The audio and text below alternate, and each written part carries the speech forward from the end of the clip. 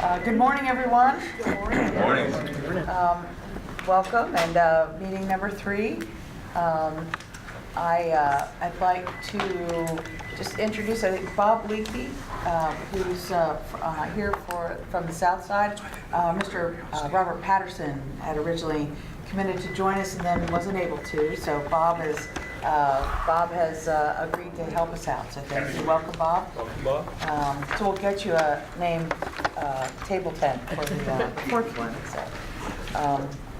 I think Stan will pass around a attendance sheet so everybody can just sign in. And many of us very excited that the Cavs won last night. So if you need a little extra coffee or some sugar, there's a little bit out in the hallway. Feel free to get up and move around. So thanks. So we'll, I think, recap for today. We did not, I think with all the excitement of this week, this was a big weekend. We don't have the written agenda, but we will first, the superintendent and treasurer. Can we put you on speakerphone? We'll be answering some questions that were raised from the last meeting, and then we'll have a presentation on efficiencies and reductions that were from that have occurred over the last 3 years, and some additional cost-saving measures that the superintendent and his team have put in place. Then we'll talk about the difference and structure of bond financing versus permanent improvement and permanent improvement. I don't want to say they compete, but they're different. And we've had them listed up till now sort of on one line. It says bond, PI. We're going to untangle that because that actually needs to be untangled.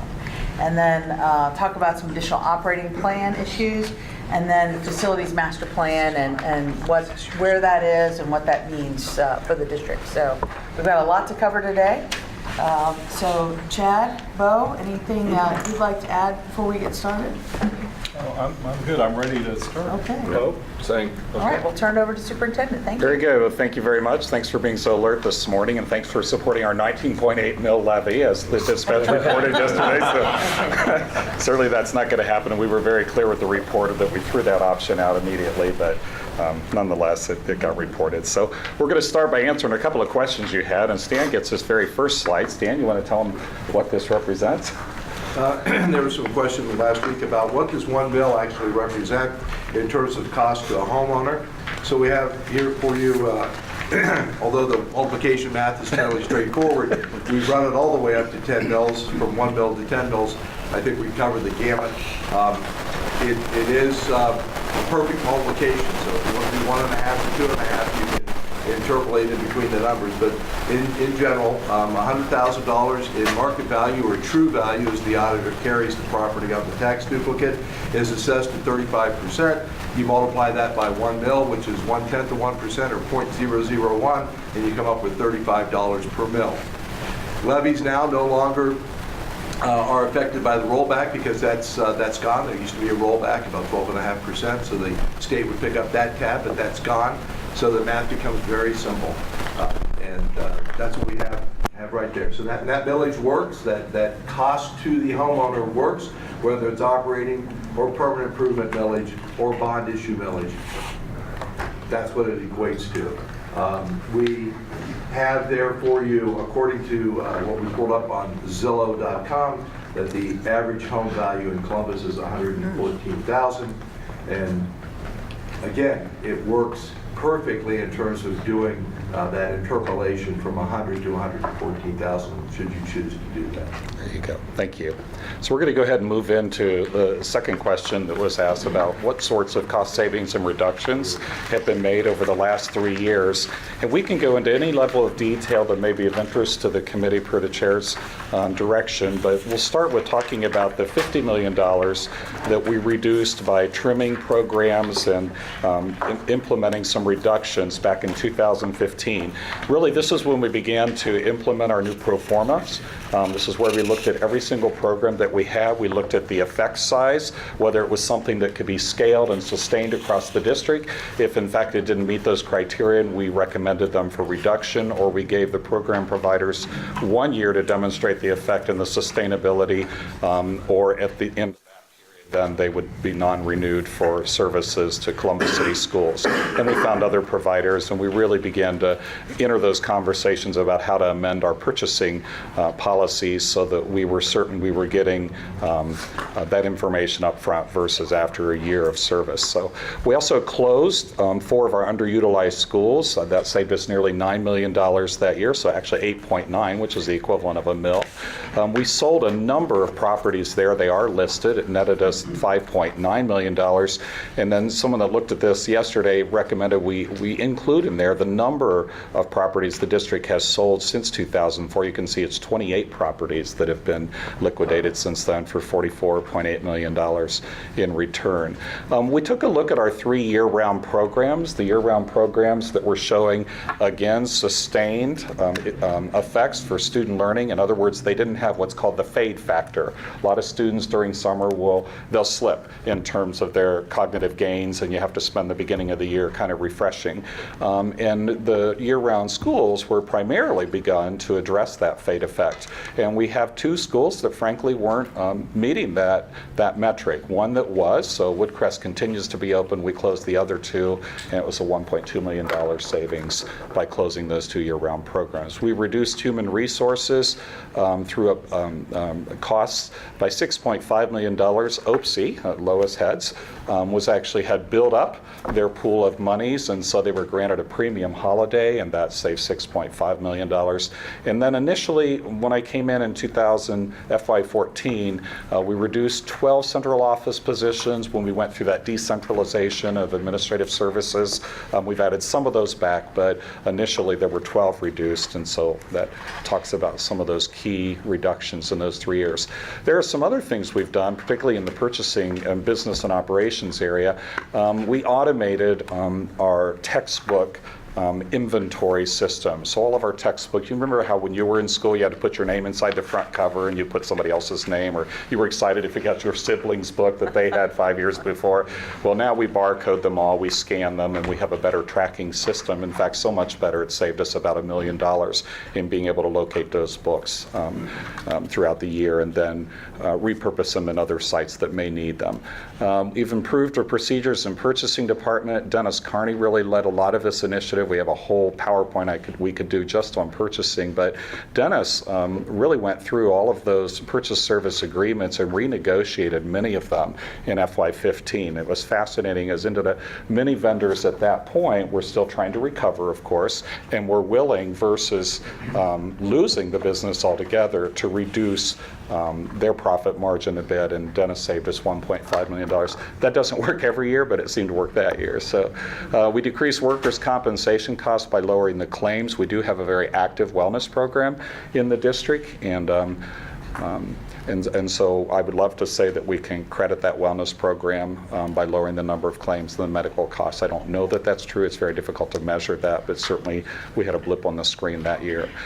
We leased 10 properties, so we generate about $700,000 annually for properties that are leased. All of those leases were executed prior to the law changing. Now, if we have a vacant building, we have to offer it to any charter provider first as a lease option before we can lease it out to others. So we have like junior achievement leases. I think we have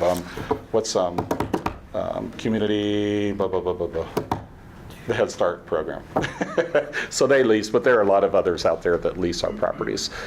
Changes in our food service operation, you're familiar, we went to the community eligibility program, which garnered us some support from the federal government, and for the first time in over a decade, our food service operations became positive. This was something that was a part of that McKinsey report that was part of the last commission in the city to take a look at our business and ops and also our academic programs.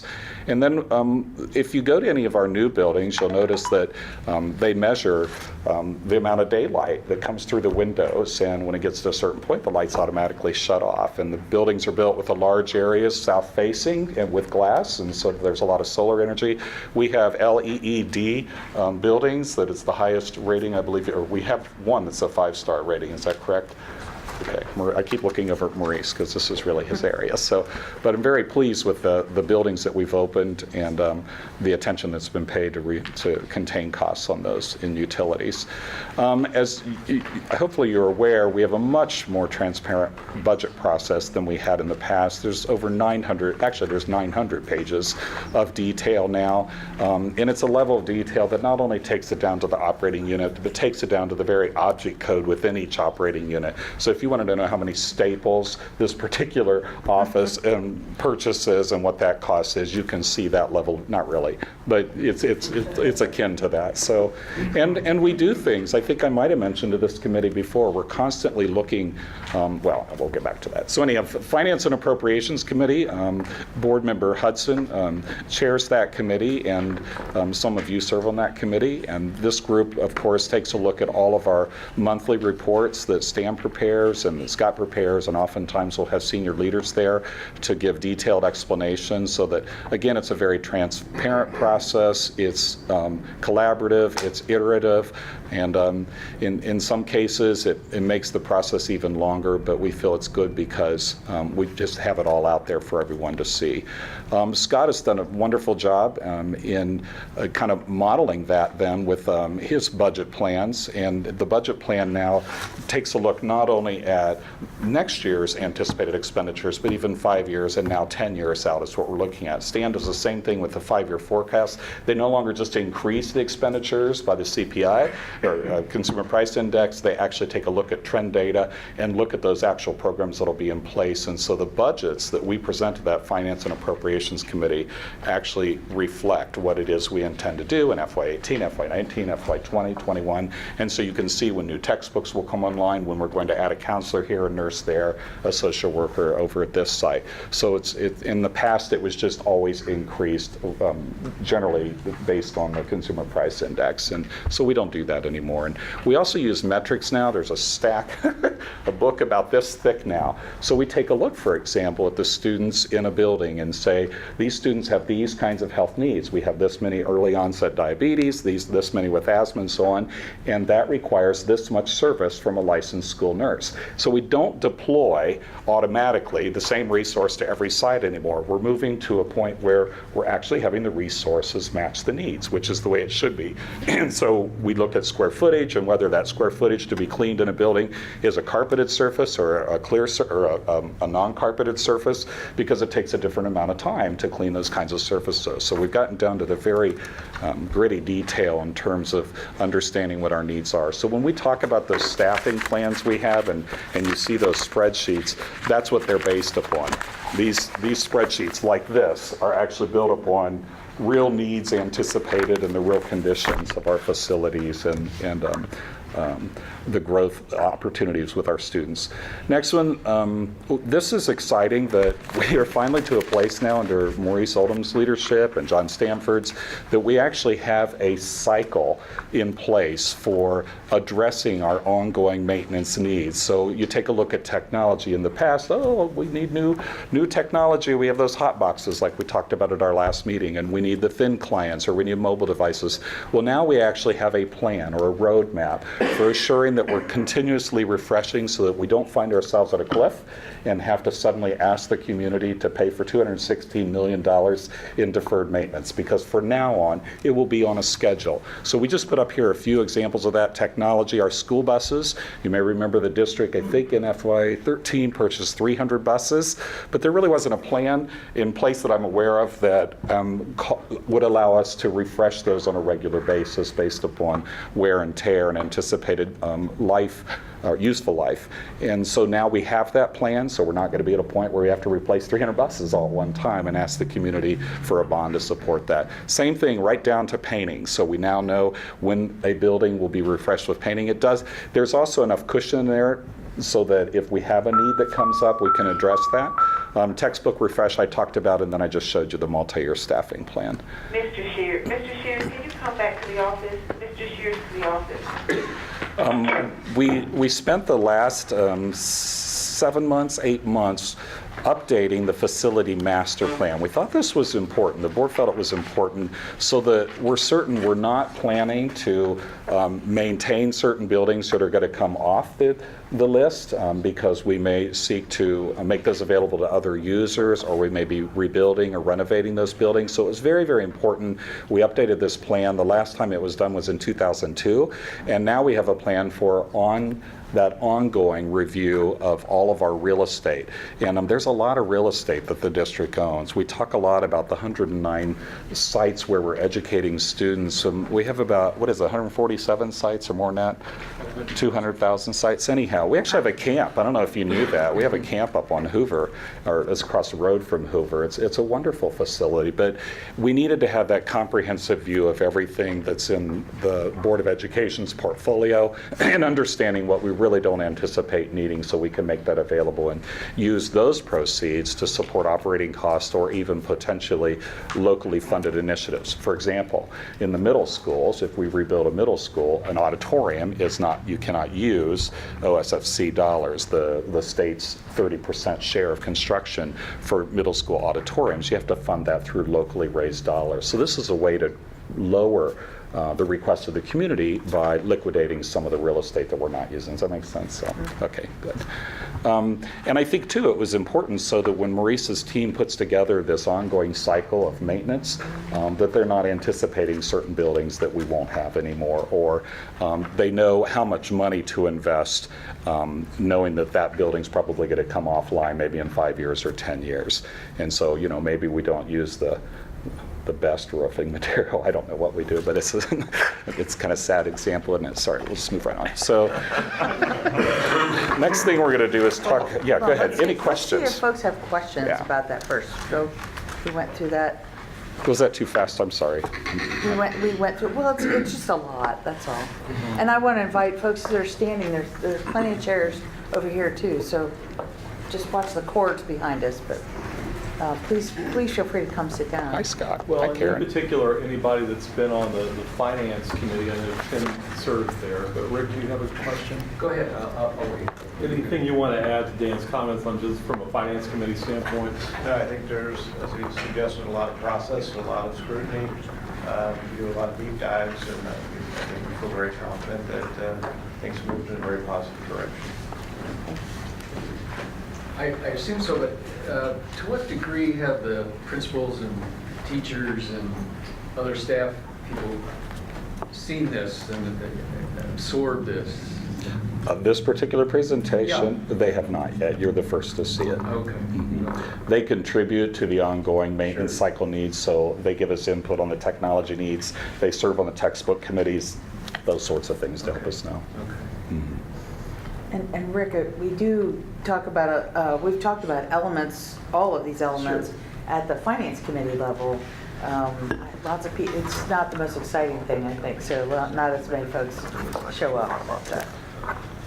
It's just impressive and thank you. important, and so at some point, I'm sure they will. Yeah, absolutely they will. So, we're in that period now where so many of them are not here, but yeah. We're thinking of the levies that Yeah. the more they know of this. That's right. Sort of.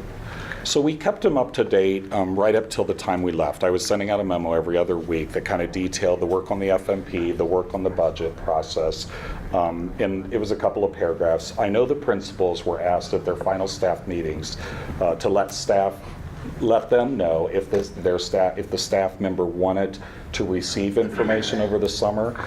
If they did, they would need to access that through their school account, or they could give us their home account if they wanted us to forward it there. I don't know how many people actually took us up on that, but it's a good question. I think Dan has a question. Regarding the items and buildings that are not funded, such as an auditorium, and I know that there's a plan to build a new middle school, would it then, if all of the funding comes in and is made available, would it be then the plan to add an auditorium to that newly built middle school?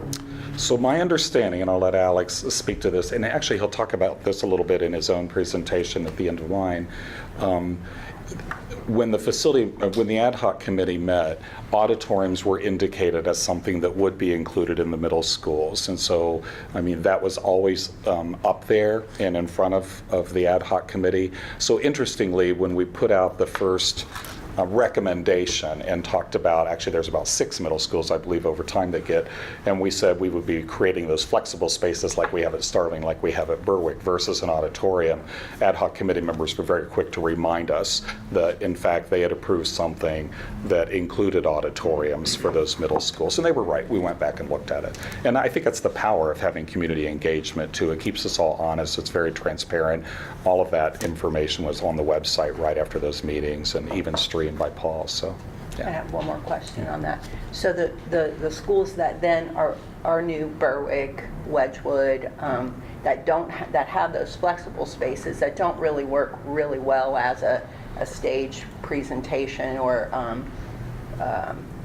musical presentation, would it then be the thought that you would go back and look at that and see if there's a way to add a full auditorium with funds that we've received? So it was not part of the discussion, but it could be, as you know, and I indicated, this will be ongoing, just like the ad hoc work, the facility master plan conversations will be ongoing for now, and it won't be every 5 or 10 or 15 years we bring together a team. We'll continuously look at those, and so it could be a recommendation down the road. The other thing we have to think about is where we're looking at maybe campus properties. So let's take a Walnut Ridge, for example, where you could co-locate a high school, middle school, and an elementary. Do you really need an auditorium at a middle or an elementary when you have access to the one at the high school? So those kinds of, but that's a whole other discussion, and it's a good one to have. Thank you. I want to just cite an example. One of the examples, Dr. Good, you don't have to go back, but the school lunch, breakfast and lunch program. Previously, there were issues. The district's policy was anyone that wants to eat, that eats, which is great. But the issue was that because of the paperwork and getting the free lunch paperwork in place, a lot of students and their parents didn't connect with the schools, and so the district paid for those meals. Now with the new federal program that we were able to take advantage of, we get paid for every student to eat breakfast and lunch. And on the dashboard Dr. Good unveiled or talked about in our first session, which you can go to our website and look at, it shows how many meals every week that the district serves, breakfast and lunch. Those are all paid for free, but because of the good management of the food service program, we were previously operating at a sizable deficit because of that paying for the students who we didn't get reimbursed for. And now with we get the per pupil payment, we actually save money and have a little extra money from that program as a result. So it's a great turnaround story, and I think one just to lift up that everybody can appreciate. And it's such a good thing for our families, remembering 7,700 don't speak English as our first language. To navigate those TANF applications is difficult for people that speak English, even English teachers, really. They're just so difficult. And they ask questions that are culturally insensitive, not honoring that there are some things in some cultures that you do not disclose. And so many of our students were not being identified as eligible for free and reduced lunches. This way everyone eats, again, and we're reimbursed for that. And then we provide all of the breakfasts and lunches all summer long for all the parks and rec. Is that right? That's correct. Yeah, so that's kind of exciting. Is that diabetic sensitive, for the kids that are diabetics? And is there a monitor of how many we have in our system? Do you want to? Yes, actually, our food service team work closely with our nursing services, and we modify meals to meet those needs of diabetics and other needs that we have within our food program.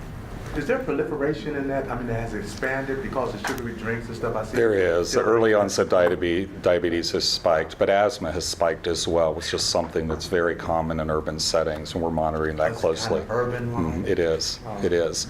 And so that's one of the reasons, one of the larger budget request items is for licensed school nurses, additional ones, so we can address those needs. And then we've been very fortunate. Nationwide Children's Hospital has put nurse practitioner clinics in some of our schools and plans to scale those. So again, we're the first respondents, but if they need to be referred for diagnosis and prescription, a nurse practitioner has to do that.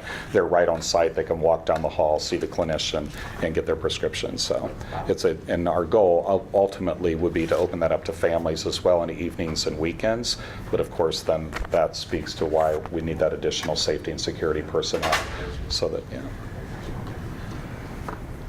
Other questions?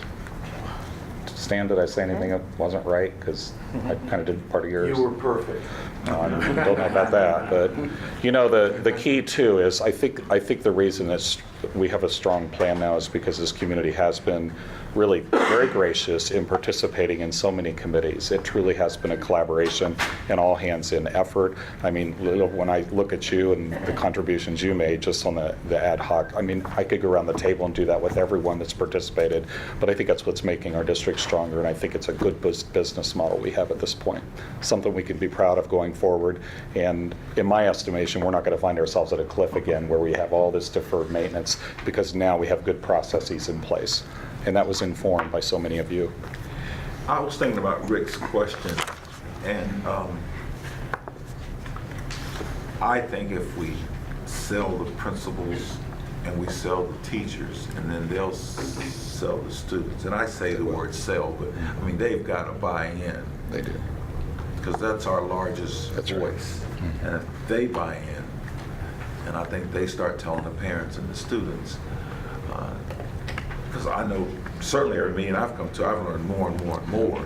But boy, if they knew, and then all of a sudden maybe some of those naysayers would. Right. Is that what you're thinking? I can't help think ahead to the process of defining the message and delivering it to all constituencies. That's the one that hit me first because it's so positive.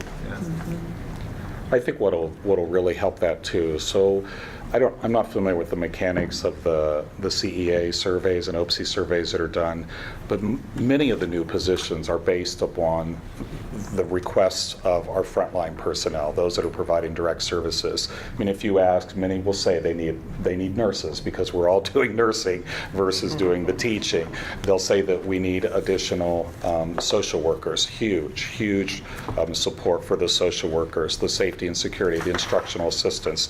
So when we look at what was 540.5 position and is now 324 positions, many of those are direct, and they're not just necessarily certificated staff, like instructional assistants are Lois's members, and we also have business and ops personnel in there, but I believe they will resonate because they're based upon the input we've received. So I think we have a good story to tell, and I think when they see it, they're going to be pleased.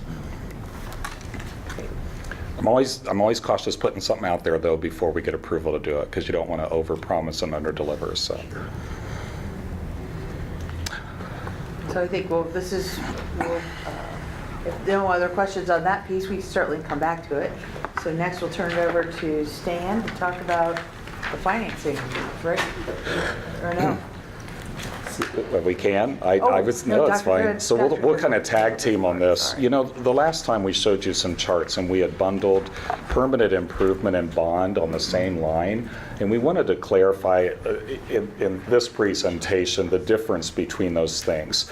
So, for example, we could pass a bond that had $216 million in it, and we'd get all that money up front, and we can go ahead and begin to do all this deferred maintenance catch-up. Actually, we couldn't, because there's no way we have capacity to do all of that at one time. But you would have the money to do that if you put it all into a bond. But once you spend all that money out, there's nothing left there. And so how do you address all those cycles that I just described? Well, the way many districts do it is they have what's called a continuous permanent improvement levy. So they'll put $0.5 mil, $1 mil, $1.5 mil, $2 mil. There's even a district locally that has 2 mils in their continuous permanent improvement, which generates that money indefinitely so that you can take care. You have planned for how you're going to implement those cycles in terms of maintenance. And so we're going to show you a couple of different options of what we believe we have capacity to do that might be appropriately funded through a bond, but all of these also have continuous permanent improvement in them so that we have that continuous stream of revenue to address those ongoing maintenance needs. We wanted to clarify the difference between those two. And operating, you know, are for those things that don't have an expected life of 5 years or longer. So most of your staffing, we hope that all our staff I knew you were live longer going than there. 5 years. So it's my life that's in there. So, Well, but if you can think about it, it's not just it's real estate or vehicles or those hard, longer term assets. It can also include textbooks and technology, as I understand as well. But operating is then the other items, the people. It's primarily the people and the supplies and the things you use. the that work utilities, year to year. Utilities, all those kinds of business operations things, not the things that have a shelf life of 5 years or longer. So, all right. So we're going to take a look at some of those deferred maintenance items here. Is that okay, Stan? Did I do all right on that? Superb. What happened, Paul? What'd I do?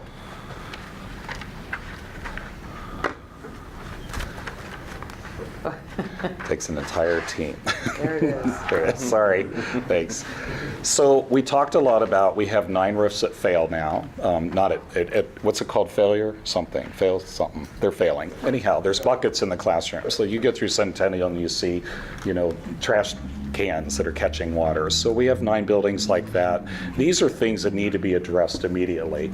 And so we're gonna talk about some of those. The interior construction, it's a little dark in here to actually see all those interior finishes. You know what the types of things are that are on the deferred maintenance needs here. Fire alarm panels, it's interesting. Most people don't know that our Kingswood, is that what it is? Kingswood facility, you'll have to explain. When it got really, really, really cold last winter, Yeah, we had a situation where our system, AC unit, well, our chillers, when they got cold, wasn't functioning. So therefore, we had to do some creative maintenance. I'm big ups to our maintenance department, I have to put that out there. But we had to do some creative maintenance, sort of like the MacGyver type, if you will, where we had to actually run tunnels from the outside, put up visqueen to be able to cool off our data center. And then we had to monitor that data center 24 hours a day, 7 days a week, to make sure our system stayed at a level so our computer system did not fail. And again, so we're addressing that issue now. But I would say it was a very compromising time because it's our main hub. And the other part, as Dr. Gill was speaking about, is our fire suppression system in our data center. We did not actually have one for the data center part. Now we do. But again, those things are things that we identified. It has been identified over the years, but funding wasn't there. And so therefore, with our planning, we've been able to try to address some of those issues as well. so the irony was it was 10 degrees below zero outside, and yet it was overheating in the main core of our Kingswood facility, which is where our main servers are located. And so we're opening all the doors, and the poor staff, we bought them mittens. So that wasn't on our deferred maintenance list, though. These are just some pictures. These are some pictures. You can't see it very well. I'm so sorry about that. You can see the fence in the lower left-hand side. That's actually a backstop. It's leaning precariously. I mean, it's a whole safety issue. There's one of those sinkholes on the top left. You can see the rust invasion on the compressors there in the center. Are you impressed that I know what these things are? I just made those up. I don't really know that that's what they are. They might just be metal boxes. But you can see we have a lot of corrosion issues. We discovered, where was the building? Oh, it was Arlington Park. We actually had 2 classrooms. Imagine this. Your children go to school, and at the end of the hall, you have this yellow caution tape marking off 2 classrooms because the iron, or not iron, the steel, the things that were holding the floor up had rusted through. So they were condemned classrooms. So and it's not funny, I know, but there are all these discoveries we made over the last couple of years, things that have been deferred and never should have been deferred. So we have to catch up. We really do. Oh, I did it again. I think that just while you're fixing technical difficulties, deferred because there wasn't a continuous improvement fund to pull monies from. And so the district was using operating dollars to take care of those repairs. And so if the operating dollars first went to classroom, there wasn't any money left over to take care of those things. And just like, you know, if your furnace is acting up and you kind of you ignore it, after a while it goes away. You have to get a new one instead of, the small repair it becomes a major repair if it isn't addressed sooner. And I'd like Yes, to say this, Lois. Mary Jo. We do have people who do a lot of this work. Yes. This work Absolutely. is not, most of it, is not contracted out. But over the years, when we've had to do cuts, we've cut the staff of this department because it's not the educating staff. So when we don't have funding, our job is to teach the kids. So we stay focused there, but we cut in this department, which in the long run ends up costing us more money because, as we just stated, it's deferred work because we eliminated the plumbing department or eliminated the painting department down to one painter for 100 and something buildings. And that's not exactly the right number, so don't put that in the newspaper that we have one painter. We do more than that, but trying to make the point that we have to cut in the maintenance department in order to put more funding into the education side. So, and we do, that's true. We've added positions in here to bring some of those back, obviously. And again, it's based upon the input from those departments. The other difficulty is, like when I go down to the grounds and landscape department down on Smith Road, one of our southernmost facilities, they take a lot of pride in their work, and they cringe when they see pictures like this asphalt up there, because they're very proud of their physical plants. And we don't have the funds to take care of those things. And so at some point, if you don't have the resources, people are going to find another place to go where the resources are provided so they can put their blue ribbon stamp on those things. So, and that's true of all positions across the district. Lois is right. So, okay. So those were some pictures. We have plenty more of those. I wanted to talk very quickly here about this process. We started the budget process a long time ago. When was it, Scott? Back in August of last year. And we did generate that aspirational budget. We were directed to dream big and propose what it would take to make this a world-class education system. And so if we solicited across the district and looked at other best practices across the nation and even internationally to come up with what we thought the staffing should look like. And of course we use those metrics so we understand how we would deploy those staff. So we weren't trying to be greedy, but in the end it ended up being 540.5 positions we would have to add to truly address the needs we believed of the district educationally and from a fiscally responsible perspective relative to our infrastructure. And we looked at all of those capital and deferred maintenance pieces, and we put all of that in the aspirational operational budget. And you saw that's the one, of course, that the dispatch reported last week. That was the 19.8. If we did it all, and we did it all through an operating levy, that's what it would take. But I think it's good. I think it's good that you understand what that cap is. So then we began to modify it, and we were directed to take a look at all of those items in the operating budget, all that deferred maintenance that could be pulled over and funded a different way, like in a bond issue or in a permanent improvement continuous levy, those things that had a shelf life of 5 years or longer. And so that's those other numbers you saw last week, the $260 million of deferred maintenance. We had it broken out by 153 million and 63 million. And then we did it again. We continue to go back and take a look. Are there textbooks in there? Is there technology you're asking for? Is there anything else in there that would qualify to be funded through a bond or through a permanent improvement levy? And we also looked at staffing over 10 years versus 5 years. We thought, okay, let's say we actually get the 540.5. What's a more reasonable request? If you stretch that across 10 years, it's around 50 positions a year, just average. And so we did that, and we kept it in place then through that modified aspirational budget when we pulled our capital eligible items out. And then we just kept doing that. So we started at 540.5 positions, then we were down to 450.5, then 383.5. Now we're down to 324.5 positions is what our current request is. So that's 60% of our original aspirational budget. And you will see we started, well, you won't see, but we started with 184 positions for this next year. And we backed that down to 161, then we backed it all the way down to 39.5. And anticipating we may not pass an issue. So what do we have? How could we live within our means? So it would be 39.5 positions. Those are almost all compliance positions. Overwhelmingly, the majority, once again, are to address special education needs. But we also have the Northgate Intermediate School. It's not a new middle school. I'm not sure where I read that yesterday in the dispatch, but it's an intermediate school to alleviate crowding. And we also have the Early Childhood Education Center that we're opening up in Linden to address some needs. And there are some other things in there. But so you can see it. We continue to pare down and say, knowing we don't have capacity to hire 540 people today, what could we hire and begin to ramp up and then sustain over time? So that's what we've been doing. We now have, let's see.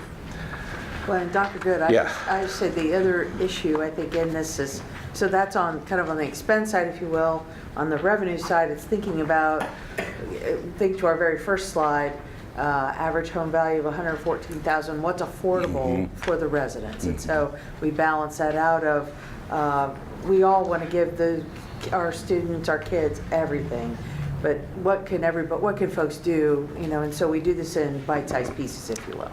We do, and we look at all of these variables you've seen the last 2 weeks. So we took out the status quo option. So if everything were to remain the same, we continue to get the results we've always gotten. So you might have read our reading results were almost exactly the same as they were last year. Well, it's because we haven't increased our literacy efforts and haven't budgeted for that, and we would need the means to do that to take it to next. I'm very proud of those results. I anticipate we'll probably be around 93, 94% by the end of summer. But right now we're still at that 88% mark. So status quo shouldn't be good enough, especially if it's one of your children that's in that 12% that is in danger of being retained, and it should be a concern for all of us. It removed the all-in option, and that was the full aspirational. So we threw those two out.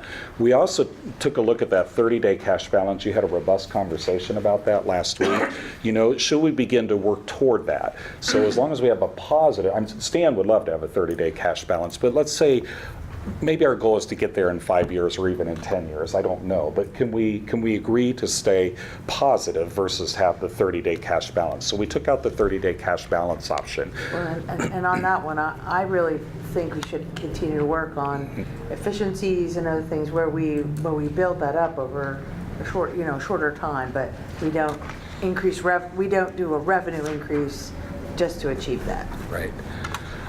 I think kind of that goes along with that. In conversations and surveying that has taken place informally, the community wants some proof still. They're at a place where they've begun to trust. They're willing to let go of the past, but they want some evidence that we're definitely on the right track and we're gaining momentum. And so when we took a look at the positions, our chief of staff, Maria Stocker, and I, we took and all the chiefs really in the district, took a look at those and said, where are we going to get some bang for the buck so that over these next couple of years we can really show we invest wisely and we get results. We get the outcomes that are expected of those that are contributing to our district and their resources. And I think that's important, and that's how we scaled things back, how we move dollars around to make certain we're investing in where we're going to get that greatest effect size. So I'm proud of that. The fourth bullet assumes a combination of operating bond and continuous permanent improvement. You're going to see 4 different options here in the packet.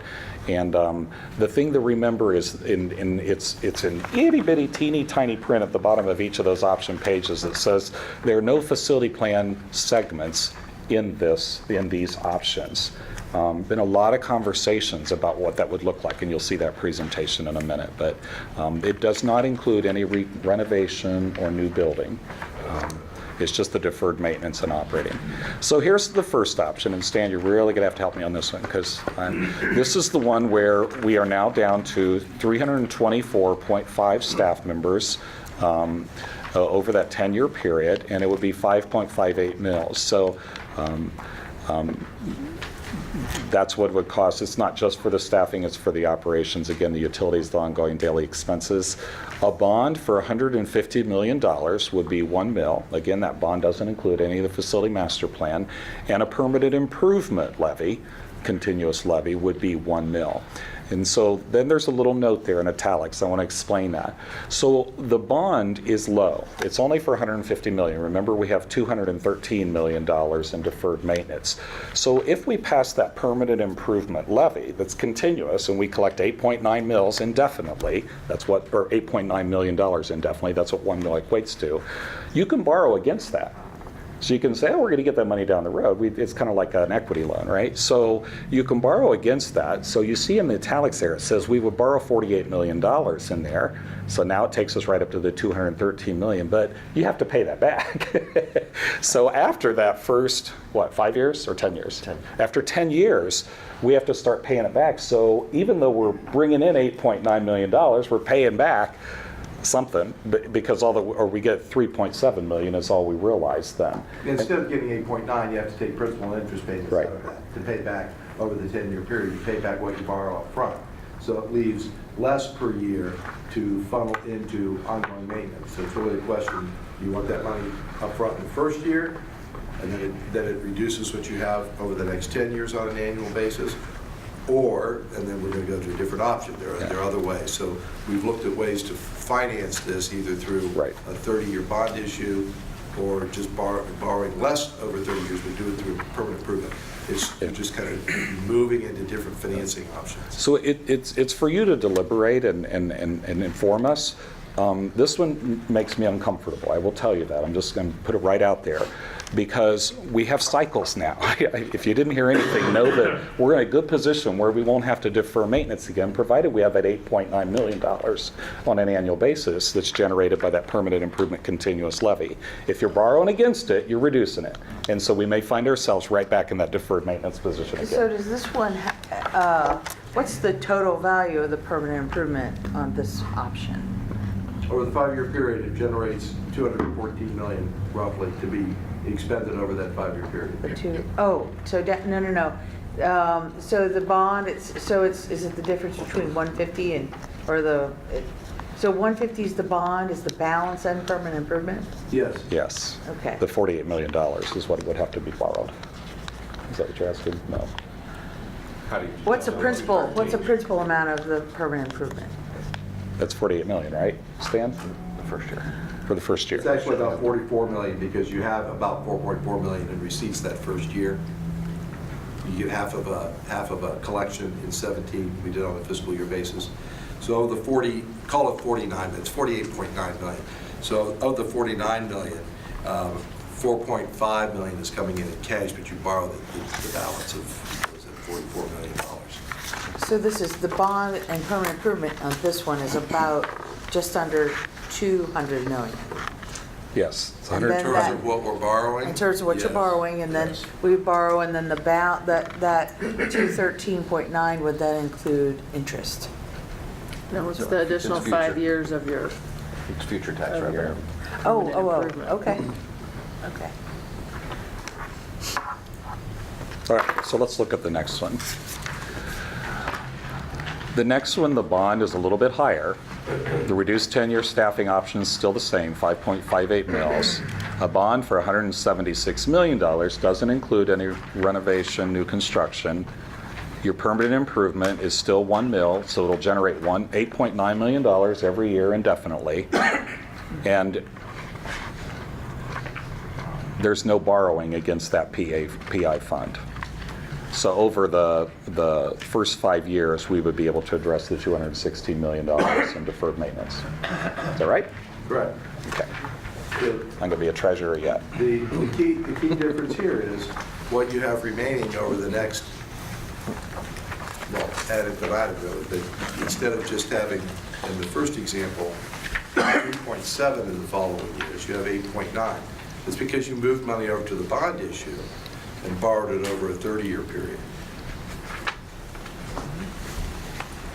Does that make sense to everyone? It makes perfect sense to me. Scott and I put this together, so it's crystal clear to us. So if it's not to you, ask. And how does this option 2 work with the cycles that It supports the have in cycles. place, It okay? supports the cycles. It better supports them because you have 8.9 million every year to help fund those ongoing cycles. And the shot in the arm up front is a little bit bigger Yeah. because of the bond issue. But And- that does the catch-up work. Yes, it does. Yeah. Yes, it does. And understand, in actuality, once you decide how where we're going forward with, you're on option 2, so we're talking about a $176 million bond issue. We talked about our capacity and the areas. Can we do $176 million all in 1 year? But you get the authority to borrow it. We might borrow some in the first year, we might borrow some in the second year, but we can accelerate getting that work done by virtue of being able to borrow larger sums up front. And then if we do it through a bond issue, we save the permanent improvement levy over the next 10 years. So it's a better matching, we think. And I might have left early at the last meeting. The $150 million bond, what is that for? It's the core. You said it wasn't for the larger master facility plan. What It's is for the it? deferred maintenance. Okay, so you're going to 150 down payment to fix current issues, plus an ongoing fund to support of about $9 million a year. Is that? That is correct. That's a correct assessment. Except in your example, you're talking about option 1 is the $150 million. Right. So the permanent improvement, if we're borrowing against it, then we're not going to realize $8.9 million every year. Right. I was just trying to understand what the 150 was. And then if you need 175, is that the deal when you were funding 150 through the 30-year financing option and then kind of paying off that you still have a deficit, you still haven't fixed all the things you need to fix, so you don't have this ongoing I think it was coverage? So there are overheads. Our target when we prepared these was to generate over 5 years, $216 million available for capital improvements. 216? $216 million. That was a target. In one of the examples, we hit 213. And for Scott and I, okay, we're there. And part of it was, in the first example, what's 1 mil give us? What's a 1 mil PI look like? What's a 1 mil bond issue look like in terms of cost? Well, and that was option number 1. And you can see that we just about get there because we're issuing $150 million in debt up front. And we're also borrowing, bringing years 6 through 10, half of that revenue back into the first 5 years to help fund the it's $214 million, but the $216 million in the first 5 years. So the problem with that is because you have to pay back that, well, we have to pay it all back when you borrow it, the debt service comes back out of that PI levy because we brought in some $45 million from the out years into this year up front. Well, we then just switch that around and say, well, what if we want to keep all the PI money available for ongoing needs? So don't borrow the PI money. How much in a bond do we have to issue in order to get back to $216 million within 5 years? That's option 2. As you can see that the bond millage jumped from 1 to 1.7 in order to do that. Do you have your funding with a 30-year bond? Yes. Shorter term assets, improvement type items like we saw in the pictures. Well, are you able to do that? That's going to be a Maurice question in terms of.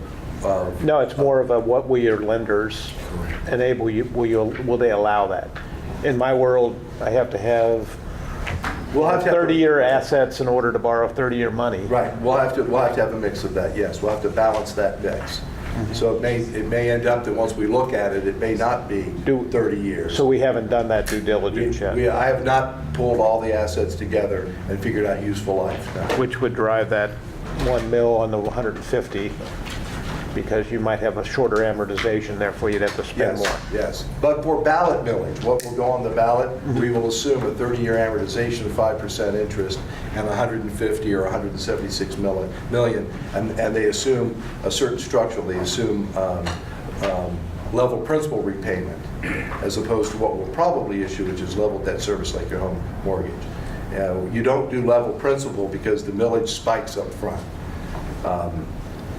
How far do you want me to go with that? That's by far enough. I'd have to draw blocks and triangles of principal and interest to lay them on top of each other. So what we're going to do, we're going to run off the 5-year cash flow. So you can see how the dollars generate the 216 over the 5 years. I think that'll be helpful. The other thing it has at the top, particularly for Phil and Lois and Ann, it has proposed staffing up here. So I just want you to know they're placeholders, but it kind of shows how we balance that out. I think that'll be helpful. But, I know we haven't gone through the remaining 2 options, but if you could, as we go, frame this as to how you intend this to move the district to next in terms of academic improvement, that type of stuff. If you could help frame that, put that in context, I think that would be. So we know we have some specific goals, and let me back up a little bit just so to kind of give you a frame. We know there's a positive correlation between students that are ready for kindergarten and their success in the 3rd grade reading, and the way we get them ready for kindergarten is by expanding early childhood education programs. We do that not in isolation, we do it in partnership with the city, many other providers. So each year there will be an addition of early childhood education professionals and instructional assistants. And as well, in the facility master plan, the buildings were designed so that they could accommodate additional early childhood education classrooms. So that's number one. The 3rd grade, it's more than just print text literacy or reading, it's also numeracy. So we have a lot of work to do in the area of mathematics. And so in here, in the operations piece, you don't see there's staffing, but there's also a lot of curricular support for blended learning for reading and mathematics for our students, particularly in the primary years when they're building those foundations of understanding. And so those are critical pieces in there, not so staff dependent, but more textbook and technology dependent. Then we focused at the middle school level on career awareness because we know students are making decisions as early as 6th, 7th grade. In fact, in our budget in our legislation tomorrow evening for our Board of Education, we actually have technology and personnel requested that will support all 7th graders having that technology course that also exposes them to career pathways. Because we know if they have a career pathway, they're more likely to stay engaged and be empowered in those pathways out of poverty or pathways to prosperity. And so we do that in our middle schools, and we will quadruple then our number of students participating in our career tech programs. Our career tech programs still have the greatest not only completion, but the students are actually able to go on and secure jobs as a result of those. They will have industry credentials, and it's a pretty staggering number. And it's, like I said the last time we met, it's not shop and home ec anymore. It's cybersecurity, it's digital programming. These are definitely 21st century career options that are of interest to students. And so if we get them in those career pathways, we need to make certain then we staff those pathways through graduation. And so those are the 4 highest priorities. We also know that we've heard from our community, and you only have to pick up the paper any day to know that the social, emotional, and physical safety of our city's children it's alarming right now. And we believe we can do more with additional social workers to help, again, make certain we're wrapping our arms around the entire family and helping the family access those resources that are necessary. The kind of acting out behaviors that we see from children are not innate. Those are learned behaviors typically. So we need to look at our whole community and look at our families and start treating the family as the unit of change. So the additional licensed school nurses, social workers, those will help us with the safety and security personnel. So those are some grass tops of investments that will help us get to next. So our goals obviously ultimately would be that students graduate and are either career or college ready, so those or military. So I'm going to go on. There's 2 more. I'm sorry, go ahead. I did have a question, but I do appreciate you keep tying that back to the district priorities and the community priorities. On the bond issue, and this is just for my own information, does the Columbus City Schools, do we participate in the state's credit enhancement program? We do not. Okay. Is there any advantage? Correct?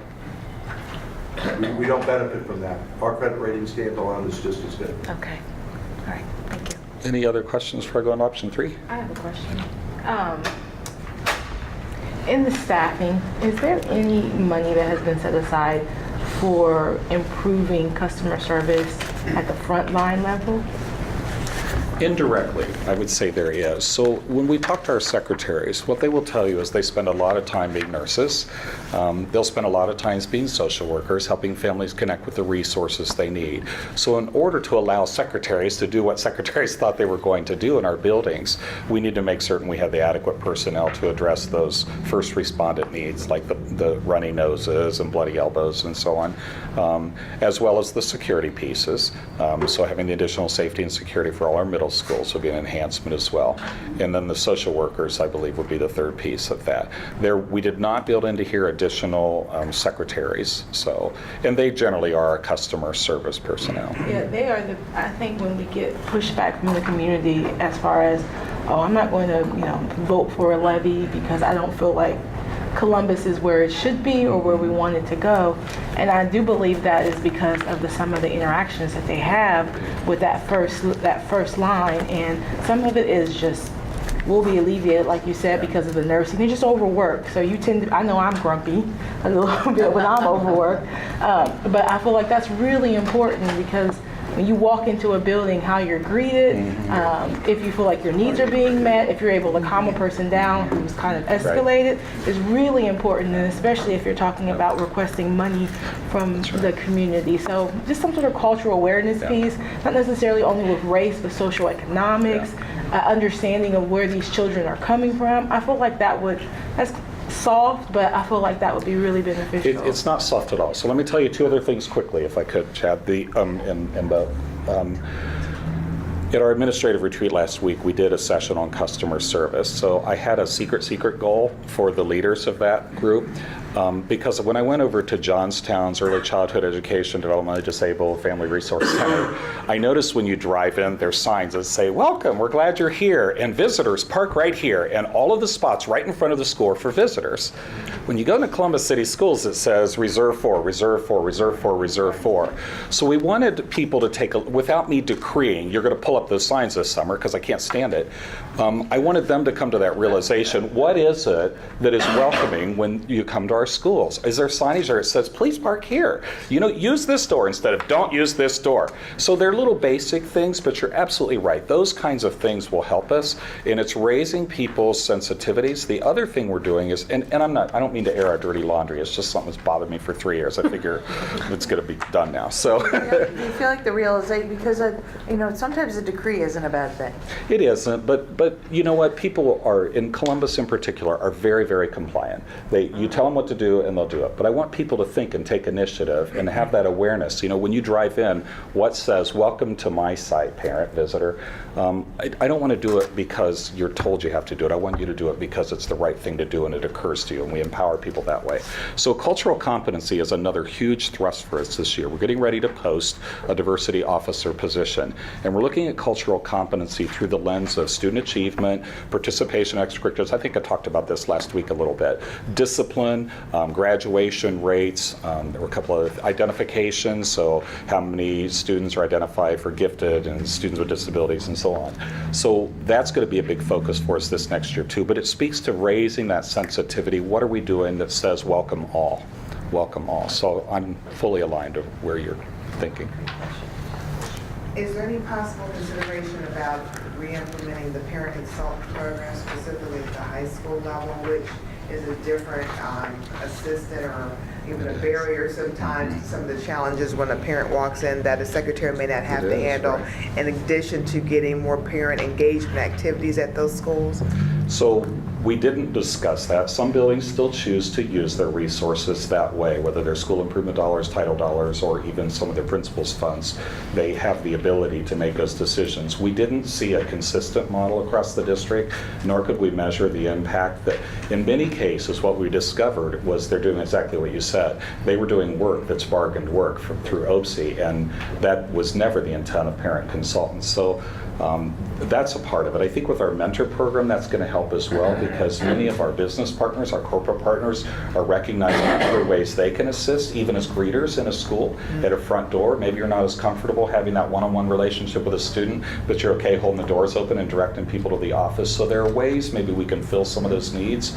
The social workers is the other piece of that, to make certain we're really thinking systemically and holistically in this community about all of the resources that are available and connecting them, and then acting as a caseworker so that we continue to check in with that family and assure that they're taking advantage of many of those resources that are there.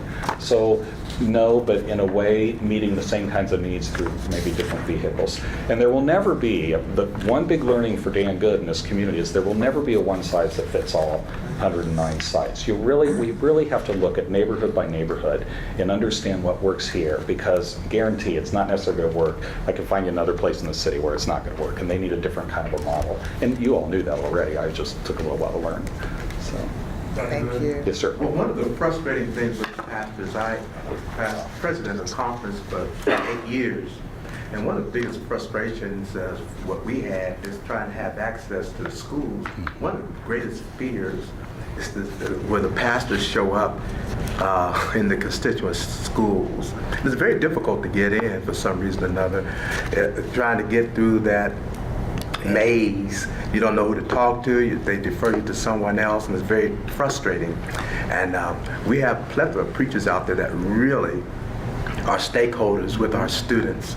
There's a student of the year, student of the month. We do that, but we can't get into the schools. It's very difficult to have access. Maybe we need a card or something, like we do at the hospitals. That would help out a lot, because specifically with disciplinary problems. So I don't know if that's something that we can look into as well. Absolutely. It costs you nothing. Right. Right. You don't have to put a meal for that. Can you tell them a little bit about the work that Dr. Keisha Jenkins? So yeah, Dr. Keisha Hunley-Jenkins, Steve Stevenson, Greg Gillum are the three-person team that are focused on mentorships, and I think you've met them before. Yes. And they're doing a marvelous job. But again, it's not just making certain every child has a mentor. We're learning there are lots of other ways. For example, tonight we're going over the Ohio School cosmetology, I think, barber school. And we have many of our city's barbers, actually it's 2 or 3 barbers in each of the quadrants, coming together, and we're going to start doing books in the barbershops. And so we're going to set up little libraries in the barbershops so that little people can be reading while they're waiting. And I mean, that's a very, it's a social event, going to the barber or to the beautician, I guess. So, and we're going to work with the barbers to teach them about the books that we're putting there, because we're being very, very sensitive to kind of the cultural overtones of those books in particular. And we're also going to show them how to do little basic things like a closed procedure, where you just cover up one word in a sentence, and the student has to think of what that word is. It actually is a strong literacy building technique. So we're working with the barbers tonight to begin to teach them to have these books in the barbershops, and we'll be launching that over the summer. So I think it's really cool. So now when the little person sits in the chair, the barber can say, "What'd you think about that character in that book?" And they can actually have a conversation. So it's a number of things like that beyond just the mentoring. The greeters, the faith community has been a marvelous, marvelous partner, truly. I'm sorry to hear that there are still some places we're finding we don't have that kind of access to, but I'll take that on as a personal challenge, because we do have great partnerships already with so many of our faith leaders and their congregations. So Dr. Good, with all these questions and comments, you can really, in my view, put them in 2 buckets. One is customer relations on the district side. The other is community engagement. The community wanting to be engaged. How do you bring the 2 together? So it's a great experience for both. And on the district side, great customer relations, starts with, do you know what your job is? And if you're a secretary with things on your job list that are far beyond your job description, it is a challenge. It is. To your point. It is. So great call out of issues of how these 2 things need to marry up. But why don't we move on to option 3, if you could, please? We will. Thanks, sir. This is option 3. So this is a modified staffing. So it actually bumps the staffing back up. And I'm going to forget the number. Maria, what's it? Is she in here still? 383.5. 383.5. So it increases it by 40 positions, which is the equivalent of about $500,000. So you can see why that's there. The bond, again, for $152.5 million, we would have to borrow against the permanent improvement continuous levy to generate that $216 million over 5 years. And again, since we're paying back the interest on what we borrowed, We wouldn't have the benefit of that $8.9 million indefinitely, at least while we're paying it back. So this just bumps up the staffing a little bit. So the bond permanent improvement on here is, it's similar to option one. It is. That's right. Yeah. Is there The operating is higher. So well, the bond is 152.5 in this one, and in one it's 150. The difference being when we put it together to first, what's 1 mil give us? This one hits 216 million. So the 0.02 mils generates that additional $3 million. So Scott's gonna actually hand these out now, what I've been looking at. I think it'll be helpful to you as well. And I apologize, we didn't know how much granularity to offer. So then option 4 is like option 2. It's just, again, the enhanced staffing by 40 over that 10-year period. And this one, we don't have to borrow against the permanent improvement continuous. So you see the bottom line, the millage jumps up in each of these a little bit, so. So Dr. Good, Yes, sir. on the first option of staffing is 324.5, I think you That's had correct, mentioned. yes. And so on option 3 and 4, it goes up to 383.5. 3. So it's just 40 additional positions. And you told us you didn't like option 1, but you didn't tell us how you felt about the other 3 options. I mean, you're just curious. So let me tell you about what options 1 and 3 I don't like. I don't like borrowing against permanent improvement because you don't have that sustained $8.9 million every year. The community has asked me to put in place a model where we don't find ourselves in that deferred maintenance position again.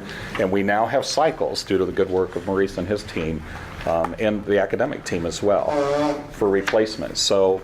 But you can't do that if you don't have the 8.9 to do it. If you're cutting that in half, then you're going to be able to do about half of that. So that's why I don't like options 1 and 3. But again, it's not Dan Good's levy, it's the community's. So. I like option 2 and 4, but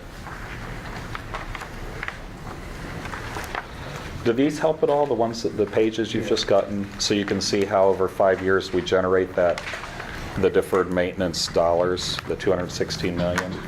And you see the line right above that where the permanent improvement levy on options 1 and 3, it only generates $3.7 million versus 8.9 because you're paying it back.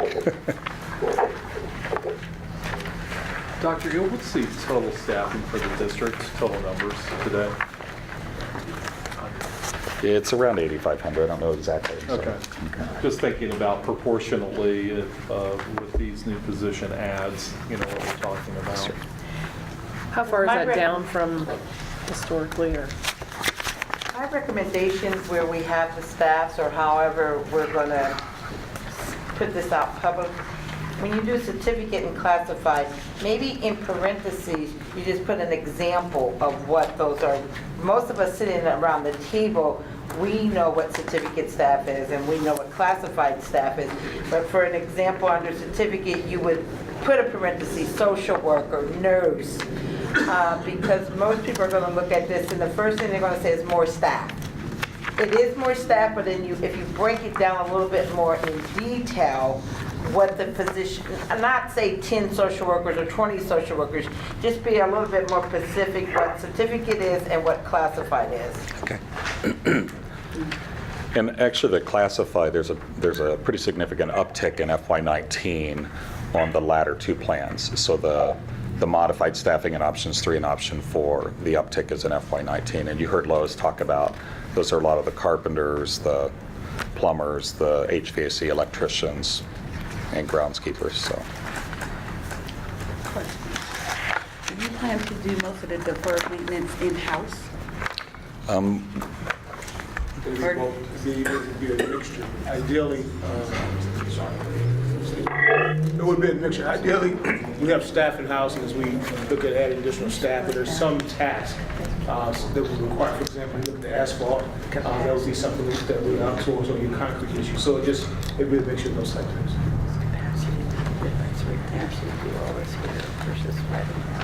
Okay, other questions, Bob? Yeah, it seems like much of the consideration is the balancing between how much goes into the bond and how much goes into the permanent operating.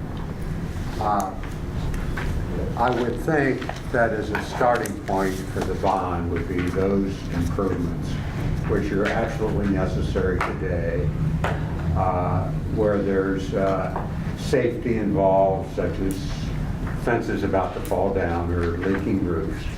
And that can be quantified, and I can remember some levies. I see Gene Pierce back here. You can remember when Safe Dry, Safe, warm, and dry. Safe, warm, dry, thank you. Schools was really our tagline, and that's something which, I mean, I don't think you can really get into too much debate or too much emotion other than to say this is something we don't want our students going to school and not having a warm, safe, dry school. The staffing part obviously is something we really have to look with a very sharp pencil, because you don't want to have, at least give the impression that we have more people than we need. So that's something which is separate.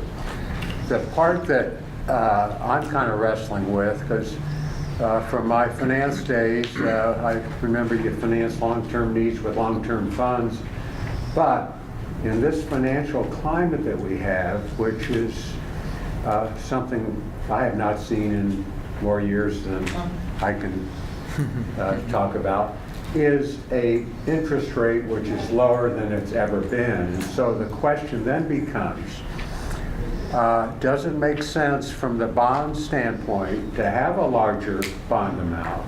And I'm not well versed as to whether you can get positive arbitrage or not, but I assume you'd have at least break even, could you not, Stan, as far as those funds you raise that you don't spend immediately. But it seems to me that a starting point on the bond would be those improvements that we want to have done in the next year or year and a half. Let's make sure we have that covered in the bond. Then step two is, do we want to increase that bond to cover those items beyond the first year, year and a half? Assuming, again, and you'll have to straighten me out on those extra funds if we cannot invest them at a rate which I assume is going to be lower than that 5% you threw out. At least from my little experience, it's going to be something much lower than that. Are we not wise in thinking larger on the bond, notwithstanding the fact that it's financing long-term needs, just because it's different today? It's unique today as far as the interest rates are concerned. That's going through my mind. Yeah, I would agree in this interest rate environment, just from a finance standpoint, borrow as much as you can for as long as you can. These are generational loan rates. In the last, since 2008, that's the environment we've been in. And I understand that, first of all, the $216 million was identified as what was absolutely, I'm looking at Maurice, critical expenditures, critical capital needs over the next 5 years.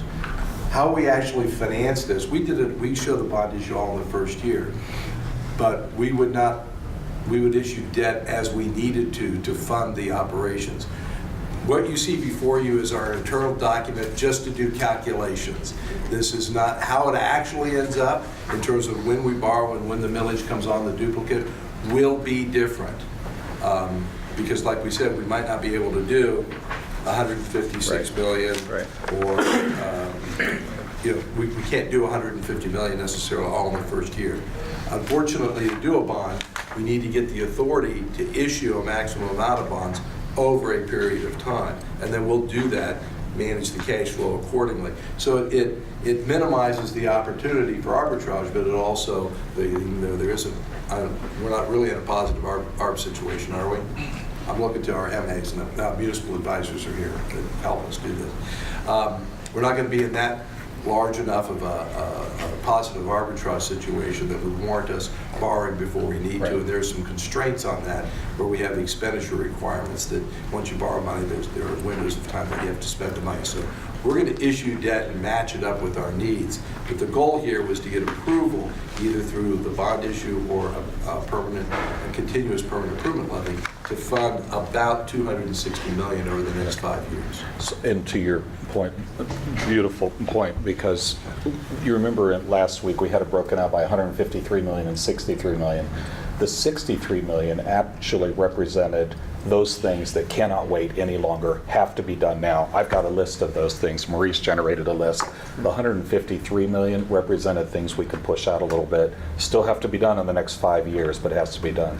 But Stan, you're right. We have to have authority up front, no matter when we borrow across that window. So we can break those out for you. So Bob's point is a great one. We're really talking about once identified the needs of the district, and I heard the term critical needs on many of these that Dr. Good has referenced.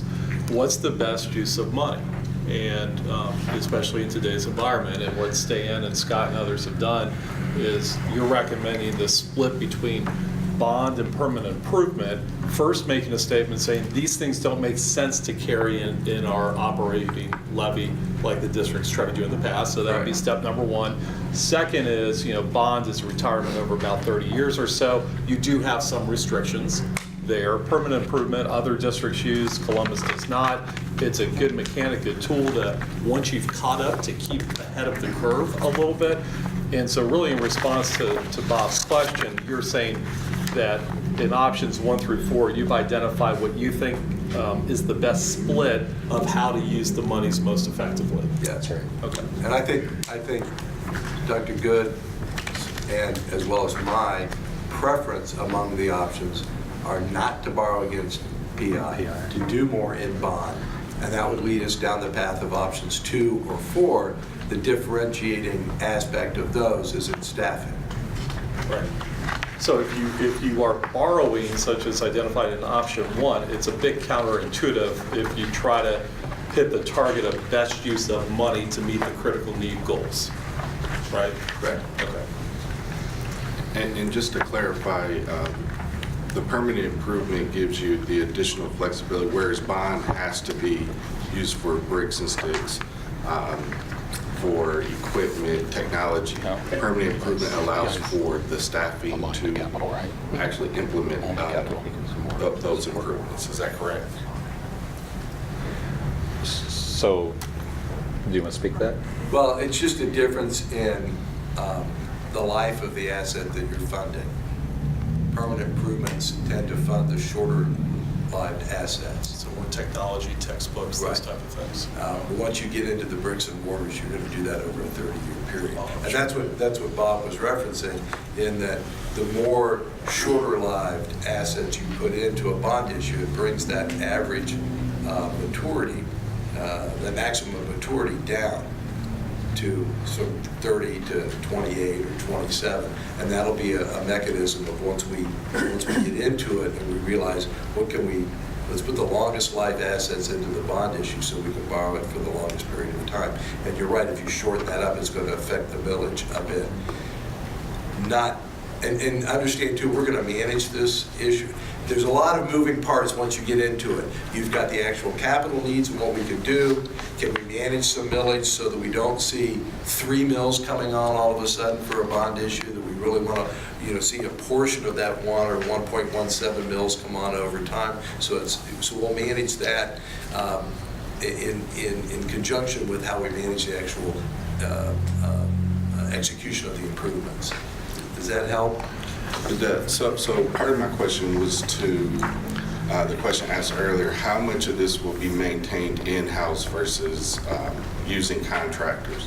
And to the point of how do we maintain these improvements, the question around staffing that I heard from Lois, does permanent improvement allow us to have greater flexibility with the associated costs, or does that all come from the operating, the staffing to maintain these improvements over time?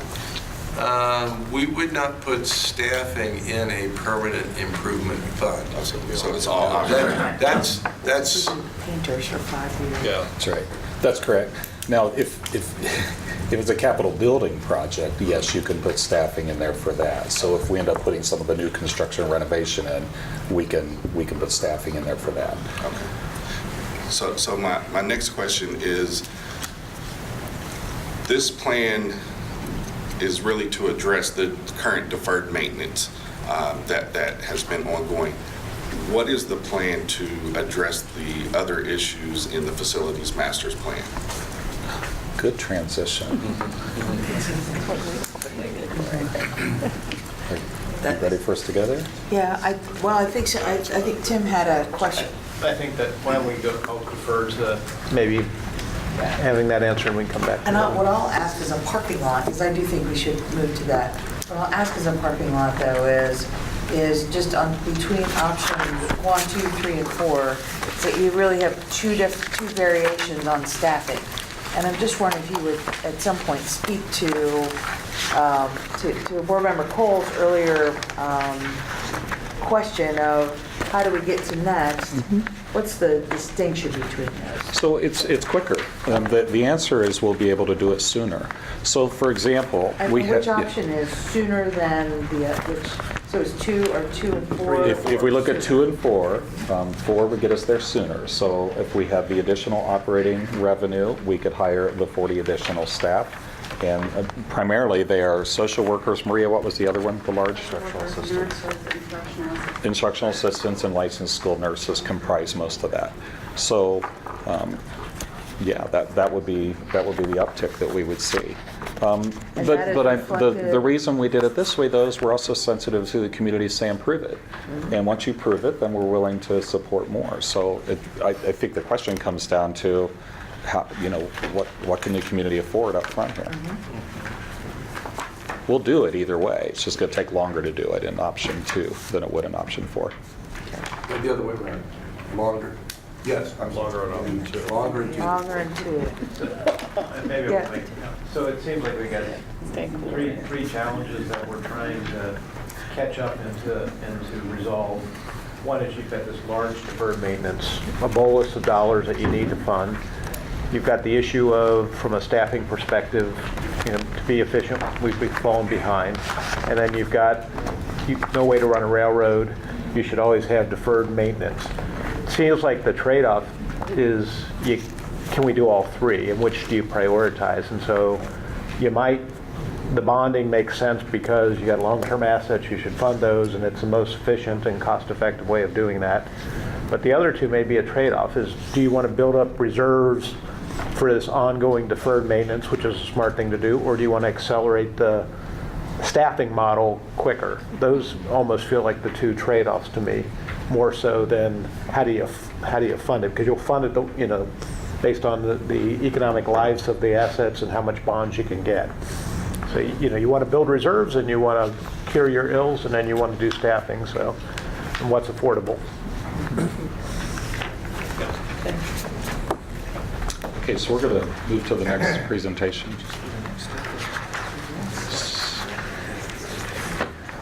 And we have Alex Trevino here. You want to sit down?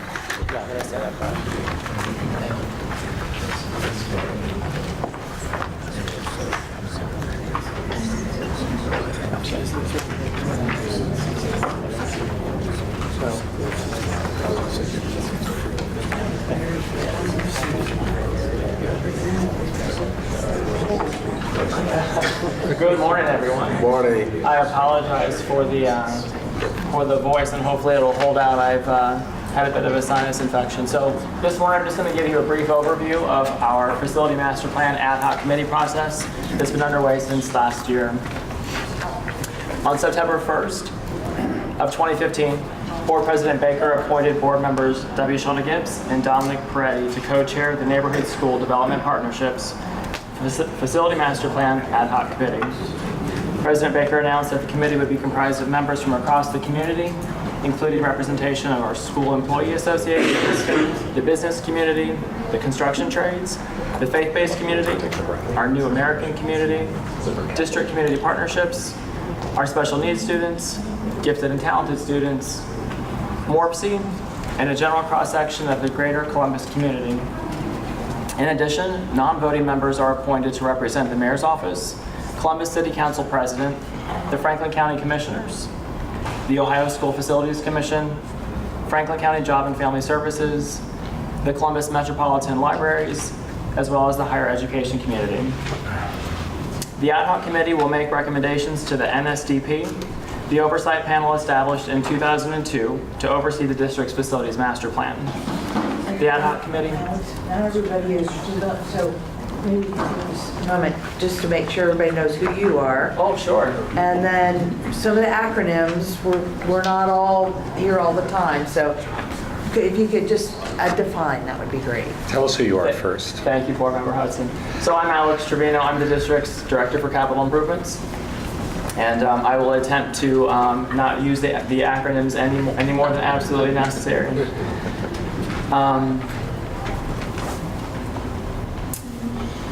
NSDP. Yeah, all right, sorry.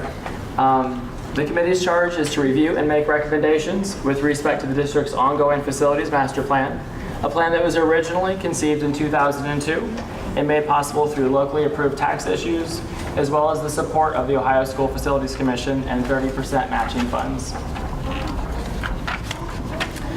From November 4th through the 11th of 2015, an online application process was used to solicit applications for those interested in serving on the committee. In December of 2015, President Baker appointed the voting and ex officio community members to the committee. On January 9th of 2016, the committee met for their first kickoff meeting that was held in this building. It was a long day of presentations to bring the membership up to date with the dynamic nature of the district, including presentations on the district's school choice and lottery programs, a background on the district's facility master plan, and the district's enrollment and demographic history and projections. From March 2nd through the 14th, a combination of electronic and paper surveys were received to gather community feedback relative to important issues such as school size, grade configurations within our buildings, centralized versus decentralized services, athletics, arts, the district's administrative and operational facilities, and locally funded initiatives.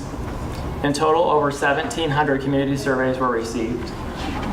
From April 18th through the 21st, a series of community dialogues was hosted by the district, including sessions at Brookhaven High School, Marion Franklin High School, Briggs High School, Fort Hays, and Liberty Elementary School. On April 18th, the committee received responses to the first round of community surveys that were collected in response to the first round of community dialogues. That was followed by a May 5th committee meeting for them to actually review formally the community dialogue feedback and survey information. On May 21st, the committee met again to provide their own feedback to the first round of facility master plan recommendations that were prepared in response to the community feedback. On May 23rd and 24th, a second round of community dialogues was held, first at Starling Middle School and then at Beechcroft High School, to solicit community feedback to the draft facility master plan recommendations. On June 6th, the committee held its seventh and final meeting.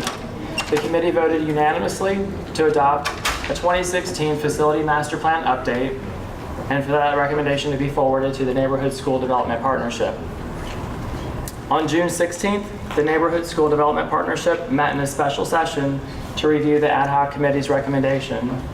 This week, on June 23rd, the Neighborhood School Development Partnership will meet at their regular business meeting to make a formal recommendation to the Board of Education for the 2016 Facility Master Plan update. Now, I know this screen is very small, and I don't expect you to read the data. I do just kind of want to show it as overview to give you some context of the breadth of the Facility Master Plan that was originally approved in 2002. And what's significant is the red column, which represents segment 1, which are all projects that are complete. The second column of segment 2 in blue. And then in segment 3, where you see the green shading, are the projects that were actually executed as part of segment 3. The other thing that's of note is all the gray bands that you see that run across this facility master plan. And those represent the buildings that were closed and consolidated as the district shrunk from about 60,000 students in 2002 down to our current totals a little over 50,000. And so I show you all this just to give you some idea of the dynamic nature of a facility master plan. By nature, we have documents and we want them to be static and to not change. And the reality is, in the world of facilities, it is a very dynamic plan and we have to continue to adapt it. So just to give you an idea of where we are today, again, Dr. Good indicated that today we operate at 109 school sites. As I mentioned previously, we've now been able to secure funding to replace 46 facilities through segments 1, 2, and 3, which are represented in the green. That leaves the red facilities shown here, which are what we refer to as our legacy school buildings. It's noteworthy that of those buildings, the elementary schools average 60 years of age, the middle schools average 56 years in age, the high schools average 59 years in age. We also operate, so of those 63 buildings that remain, 9 of them are over 75 years old, and only 1 of them is less than 25 years old. So what you see in front of you now is the recommendation from the ad hoc committee in terms of moving forward. And again, just to show you the historical context, segments 1 and 2 that are complete, as well as 3A. Again, you'll notice the darker shading that's within the colored shading. And these are just to indicate that even within the plans that were originally approved, those are capacities that were adjusted for those individual buildings. So while projects remain consistent, we did adjust some of the capacities because of what was going on with the district at the time. The ad hoc committee's recommendation is to move forward with segment 3, which was not fully executed because our bond issue in 2008 was a relatively modest one. The recommendation is to continue it with the segment 3B and the segment 3C, which are comprised of 18 projects that we would roll out over the course of a total of approximately 4 years. Those projects look mainly at prioritization based off of conditions, so you're going to see a kind of worst to first approach. So we're looking, number 1, at condition of buildings across the district, and then also overlaying the screen to maintain geographic equity across the city as well. Again, I know it's very small and I don't expect you to read it, but this is just an example of what we showed to the public in terms of how we would roll these projects out, giving them an idea of both cost, prioritization, and sequencing of the project, starting to look at those individual 18 projects, which ones would require swing space and which ones would not. So the reason that's important to this committee is, we're sitting on a lot of vacant properties. That's what this front page represents, are all the vacant properties we have. And we need some of those for swing space if we're going to construct or reconstruct, and the students can't stay in the building while we're doing that. So it implicates our work here a little bit too. When I said I could liquidate or recommend to the board that they liquidate some of their real estate, we have to be sensitive to what the facility master plan suggests. Good point. Thank you, Dr. Good. Sure. And then I'm also showing the recommendations for the remainder of those segments. So again, the recommendation is to continue with segment 3 through segments 3B, 3C, which would still leave us with segments 4, 5, 6, and 7 to be able to complete the district's complete facility master plan. The committee's recommendation also includes a number of consolidations or closures, including Broadley Elementary School, Valley Forge Elementary, and Siebert Elementary. It also reflects the closure of Hubbard Elementary, which again I want to point out because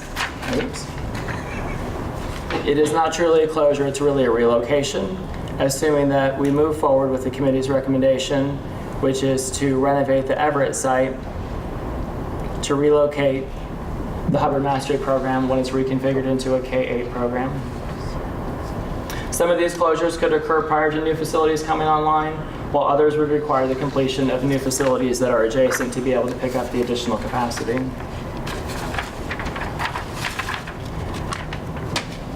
And then finally, the committee recommendation acknowledges that the question of neighborhood high schools is a difficult one that requires further discussion.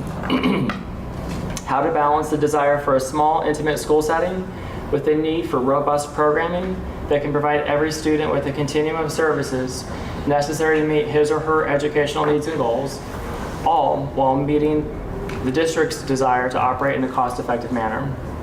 The Facility Master Plan Update recommendation includes 2 citywide alternative high school programs. Those are the Columbus Alternative High School as well as a consolidation of the Columbus North International with the Global Academy. And it also, those two selections represent current buildings that are very high facility condition index, so they're high need in terms of the need to replace. Additional dialogue with each community is anticipated in the near future as we continue to adjust and adapt the facility master plan to the dynamic nature of our city and to ensure that each student is highly educated, prepared for leadership and service, and empowered for success as a citizen in a global community.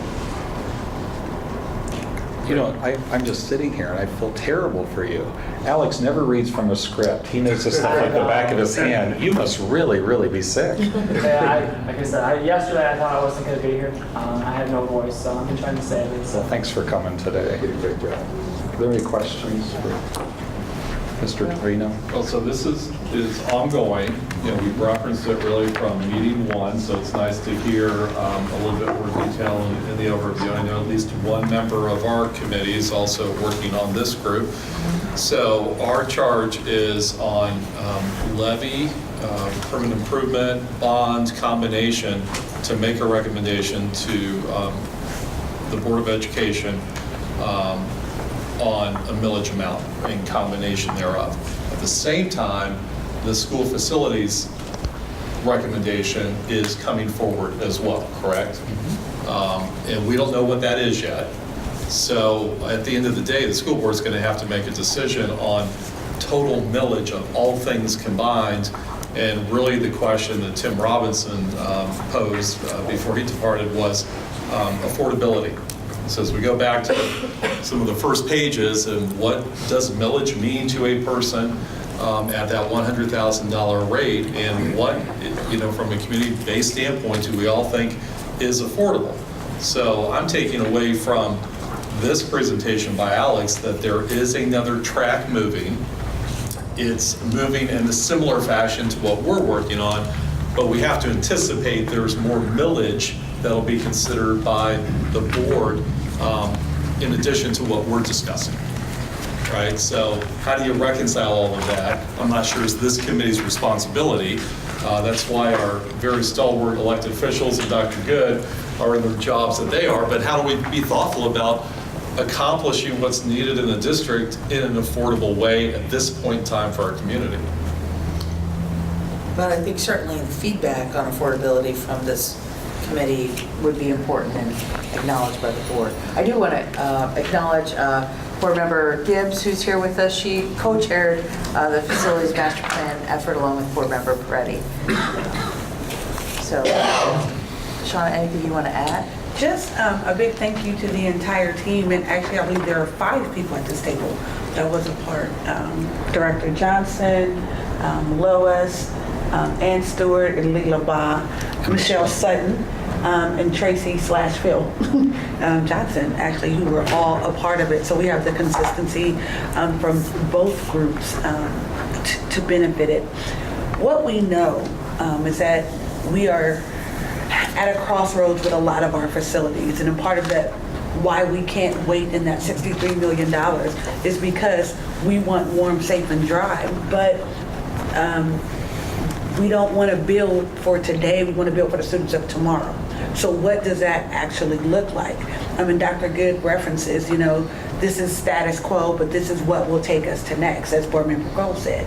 And so we really have to have strong consideration of what can we afford now, and how do we plan, how do we put together that number that the community will support, but that supports our students. And this is really, it's a lot of numbers and it's a lot of scenarios, but it's student first. And the end game is that student walking into a building where they feel comfortable, where they feel safe, where they can excel at their maximum capacity. And whatever that technology looks like, if it's a cyber luncheon, and then we were able to see many examples of just innovative, creative spaces that are going on. And in the area of high schools, we're going to keep looking. Board Member Freddie and I, we're not comfortable, and neither was the committee, in saying close a high school or do something drastic. We are a high school town. And they say, are you from Columbus? The very next question is what? Where'd you go to school? And so we know our schools are not just one static place. As Alex said, these are lifelong legacies that tie people to community and tradition. And so for that, we're going to take some time, but we definitely need the support and the financial opportunity to address it when we get to it. And so we need those dollars to be there. And thank you. Sure. Miley, did you have a comment? Oh. Were the folks that served on the facilities master plan effort that wanted to add any comments? I just would like to say that I think I may have mentioned it last time that because they were so open and because the board was so open with the community, there really was a feeling of inclusiveness. Unfortunately, in years past, that hadn't happened. So I think that was just a great kind of a great starting point to show how inclusive they wanted to be and how much they really wanted the opinions of the citizens. So I think that's shown true from comments that I've heard and many others have heard around our school district. We should introduce Tracy. Go ahead. We were led by an amazing team from John Richter and Tracy Richter is here. Wave, Tracy. And he led us through those thousands of hours of meetings and data and reports and all of our engagement opportunities. So for that, we are very thankful for your constant leadership and guidance of all of that material. And we also had incredible support from all of the staff that helped us move it along. So really, really helpful. Board member Peretti, who cannot be here, would also say they did not go easy. They asked every tough question available, and they wanted to know what does this cost? How will this impact us? And most importantly, do we have representation from everyone? And when you look at the plan, you'll see there's some places where we put a hard pause to say, let's get some more info from this community. And it may change in a while, but we definitely wanted to get all of those. Excuse me. Relative to the option 3B, 3C, or whatever it is in this piece, in the F&P, was there an estimated price tag for this as we know it now? Is there something that we see, and has there been an idea around what that millage would be? And this is in the spirit and framework of affordability. So if we're really looking at what's affordable, has there been something, speculatively developed to be able to say, this is what option 3B and 3C would cost? Sure. So there are a few variables within that, but so to roll out all those projects, we were looking at roughly 2 mills in addition to the state match to be able to execute all those projects. Thank you. And when you say all, quantify all, 3A, 3B? There would be 3B and 3C. And some of those other variables that go into that are whether we look to have some funds available for property acquisition and to tackle some administrative and operations sites as well. And is there opportunity to say, break that out? I know that these have to be cast in 1 mill, 1.5 mill, 2 mills. Is there an ability to look at it from affordability from that perspective, if at all? Wasn't it $60 per year? $60 per year? I forget the exact number. I know a number did get reported by the dispatch after that. So it'd be 70. $70. Yeah, per $100,000 of that.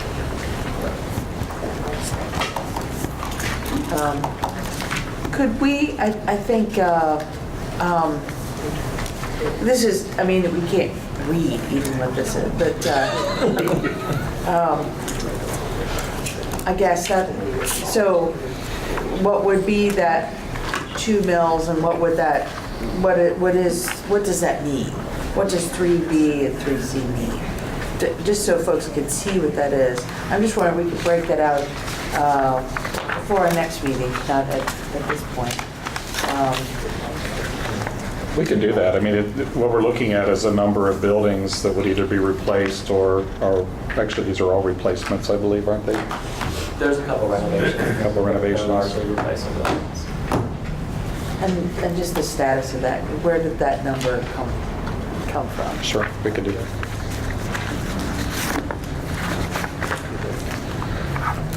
The only other thing I'd add before we whatever the chairs choose to do next is please mark draft on this. Remember, I said we're not tied to the numbers. Some of those are placeholders. As Stan indicated, if we're borrowing, we don't have to borrow all up front. We can borrow as we're prepared to use it. So it'd be disappointing to see this reflected as a final when it's not. It's merely illustrative of the process. So. If you're uncomfortable keeping it, I'll be happy to take it back. Plausible deniability is very powerful.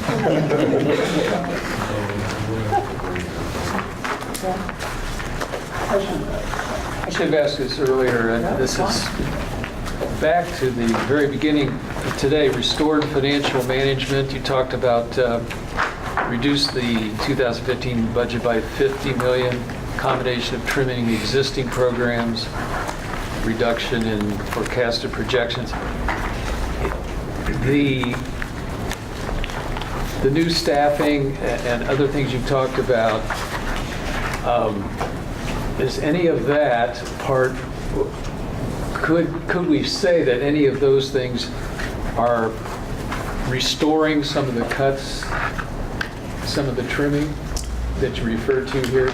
I would say relative to the positions Lois talked about, carpenters, electricians, plumbers, landscapers, HVAC personnel, that would be true. Social workers, we currently have 23. Those haven't been reduced. We need to add there. Okay. Licensed school nurses, we need to continue to add there. The instructional assistants are for our priority schools, so our chronically poorest performing schools, where we would add those additional sets of hands. Those would be new positions. When I look through here, Maria, Chief of Staff, correct me if I'm correct, there are no administrative positions in here. None. So primarily, those reductions I talked about from central up, they were all administrative. Okay. So, okay. Now, we could go back further and talk about the changes that have been made over time. I'm just talking about 3 years history. That's plenty. I just wanted a sense of restoration based on what we're talking about today, because I think that's an interesting distinction to some people. Thanks. Sure.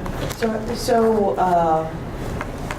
we'll have one more meeting. We've really packed on, and I really appreciate everyone's attention and patience and engagement of these last 3 weeks. So next week, I'd like to ask, as you go back and noodle on all of this, next week, what's very important, I think, is that we provide feedback that we can take back to the board, the full Board of Education, on priorities of what you've seen here, the operating priorities. There's the deferred maintenance and kind of and permanent improvement, the responsible long-term maintenance, and then also the facility master plan. Not so much making any judgments on that because as Alex laid out, there was a very involved process on what that is. But I think in terms of on the bottom line, millage. So, assume that is between 1 and 2 mills with the other millage options we've seen here. Where do you feel comfortable? Where do you feel comfortable from your standpoint, from the standpoint of your neighbors, your parishioners, your colleagues? What's comfortable? What gives you pause? Where do you say that cake needs to stay in the oven a little bit longer, or we can push some of that out, or we really feel like these needs are more immediate? That gut check for all of you, I think, is really, really valuable, and your advice based on that is what we really need from the Board of Education. So we'll talk and work and see if we can find a way to do our next meeting in an interactive way, in a way that all of you can provide that feedback to us, so that we leave that meeting next Monday with a way to advise the board. And the reason, again, if you recall, in our very first meeting, there are some legal deadlines that the district would have to meet by the end of June and into July to put this on the ballot this year. And so that's the reason, again, for this compressed time frame. Yes, Rhonda. Could we have some information on what the percent of increase would that be, that we frame that before somebody else frames that? Oh, sure. Good point. So what a total tax bill would look like? Okay. Excellent. Excellent question. Other information or thoughts for the... Is there any other, I know there's probably not, but is there another district our size we could look at and kind of compare maybe our staffing with their staffing, our budgets, and maybe so we could tell, I know it's kind of difficult, but if we could tell that story like, you know, we're doing better because we have 8,500 employees and somebody else has whatever, but we're still doing better. I mean, is there something like that? I don't know if... So we can look at, the Council of Great City Schools, because we're the largest district, almost double in size the next largest district in the state. We don't have a comp for Ohio, and keeping in mind that public education is still a state-by-state function, so the requirements may be different in other states, but we can certainly look, we can pull that down from the Council of Great City Schools. So. And the other thing, Ron, I think is that I think the staffing request here is all about health, safety, well-being of students. And as I think there are many folks that are saying, why are schools not doing well? And they're just looking at teachers and not looking at the whole student. And this is really a plan about looking at the whole student. And so I'd want to also make sure some of those numbers are apples to apples. Or guess what? Let's show how many social workers some of the other guys have, how many nurses some of the other guys have. To your point. But we want it, that's really we want that to be the driver to improve the performance of our schools, ultimately the success of the students. So I think that's the other piece to this that is an important story to lift out of the request. Because we've been talking to this state of Texas and looking at some of the things they're doing in education. And the new state superintendent, he's interested in some of those things. And they're saying because of they have a social worker in every building, or a communities and schools person in every building. So I wonder if we could show maybe why someone else is doing better and what they have. Okay. And maybe that'll help everybody here understand some of those, why someone's better. Yeah. We don't want to be like Detroit. No. I mean, that's what I think about when you look at some of these pictures. Just keep going. I mean, we could, that's what we don't want. Well, exactly. So we want to also make sure that, we're responsible. And so there are a lot of, this is a heavy weight for everyone. And again, I say that we'd love to do it all.